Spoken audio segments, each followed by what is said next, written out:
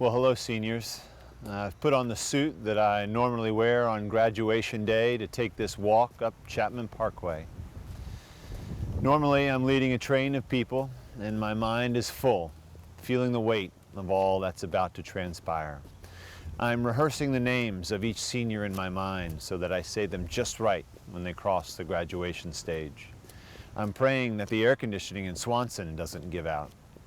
I'm praying that the graduation speaker is a hit and speaks in a way that is both inspiring and brief. I'm praying that everyone does their part.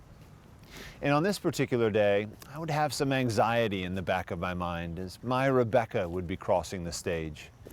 Would I break down and lose my composure and not be able to regain it in front of all these people? Yes, these are the things that would have been on my mind this day. But today, the silence invites some deeper musings. I began to think about my first day on Chapman Parkway, back in June of 2013. How could I have known all that would transpire in these 7 years? I have had some of my highest joys and deepest pain here on this campus. This place has changed me way more than I have changed it. Stony Brook has a way of doing that to you. Well, what about you? Whether it was 9 months or 6 years ago, you had your first day on Chapman Parkway. What were you anticipating? What were you expecting? Well, to be sure, you were expecting an education and a pathway to college. You were expecting to find friends and carve a niche for yourself. Maybe to discover talents outside of the classroom. And some of you came to learn the English language better and better understand Western culture. And in these ways, I trust we did not disappoint. But I bet you didn't know just how much you would change, and that this place would require of you way more than you thought you could give. The Stony Brook School, by design, has reached deep and asked you questions that are important for you to answer. Who are you? What is the good life? What is good character? Why are we here? We've also challenged you to rethink your paradigms about the student-teacher relationship. And you leave this place with relationships that you never thought were possible. Teachers made you laugh, made you cry, as they entertained you and challenged you and poured out their lives for you. Time will reveal the beauty and depth of these relationships, and they don't have to end just because you are graduating. And since we're being real, some of you got in trouble while you were here, and you found out that there are such things as second chances. And perhaps that is the most important lesson that you could have learned. You learned that people can root for you and believe in you even when you make a mistake, that there is grace and forgiveness for a lack of perfection. May you never forget these things. And speaking of a lack of perfection, we're approaching Swanson, and I should be leading you through these doors right now so that you could experience the joy that your friends and family, faculty and staff have for you, for all of your accomplishments. But I won't be. Through no fault of your own, this experience has been denied to you for the time being. Why? Why you? Why not the class of 2019 or 2010 or 2021? I don't know. I wish I had an answer that would make it all better, but I don't. But I can tell you this, one of the great secrets of the universe is that if you do not allow suffering to make you bitter, it will make you a deeper and wiser and more beautiful and more useful person to this world than just about anything else could. It is the graduation gift no one wants in the moment, but it may just be the gift that's the most important that you receive. And time will likely be required for you to see that. At the Stony Brook School, we have taught you about the world that is seen.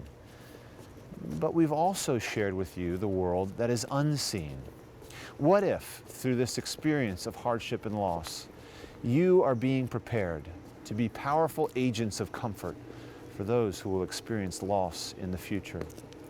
What if you are being prepared to understand that life is uncertain and has no guarantees, so that you learn to drink the most out of every experience? What if you learn to celebrate the accomplishments of others because you know how hard it is not to be celebrated? What if you learn to wrestle well with the hardships and disappointments that are so often a part of this life? What if you learn that the things that are most important in life, family, friends, community, health, are the things that we most often take for granted? Well, I'm coming to the end of my walk as I begin to approach the bell. And a couple of things are abundantly clear. The first is, there's nowhere else I'd rather be than with you here at this moment. I too must wrestle with a great sense of loss. I miss you all. I miss you, Adatona, Emmanuel, Jake, Diana, Eze, Craig, Marta, Nick, Tony, Ian, Katie, Philip, Anya, Jack, Jerry, Aileen, Riley, Jack, Rebecca, Tony, Gilda, Rebecca, Hannah, Margaret, Harrison, Andrea, Rex, Matt, Bobby, Nathan, James, Ruitza, Tom, Brandon, Ning, Caitlin.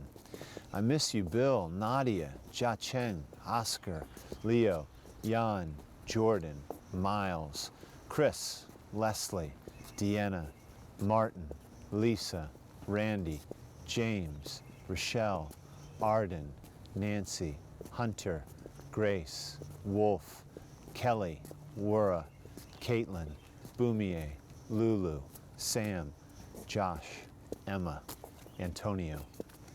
I miss you, Liz, Anna L., Finn, Tommy, Stephen, Peter David, Owen, Emmy, Caleb, Sadna, Hannah, Lydia, Stephen, Judy, Mackenzie, William, Grace, Wonder, Joe, Bob, Rosemary, Wenson, Avalon, Mint, Kevin, Chris, Kelly, Agnes, John, and Candy. But the second thing that's abundantly clear to me is the reason why there's no place I'd rather be than with you here right now. And that's not because I love the graduation ceremony or the meal that comes after it, or the sense of another academic year completed or the start of summer break. No, the reason why there's no place I'd rather be than with you here right now is because I love you. No matter who you are, no matter where you're from, no matter what you've done or not done, from the minute you came onto Chapman Parkway until the end of time, my heart and the heart of this institution will be towards you in love. And that is what I pray is the true imprint of the Stony Brook education on you. And that is why that this experience has been more than you could ever have imagined, because love is the only thing that reaches deep inside and really changes you. During your time here, love has said to you, I see you, I know you, you are important to me. You have been loved here. Now go and do likewise. Until you have the opportunity to do it for yourselves on this campus, I will ring the bell for you now to celebrate all that you are and all that you have accomplished here at Stony Brook. Congratulations, class of 2020. You will go down in Stony Brook annals as one of the most special classes we have ever had in our 100-year history. God bless you. You will not be forgotten.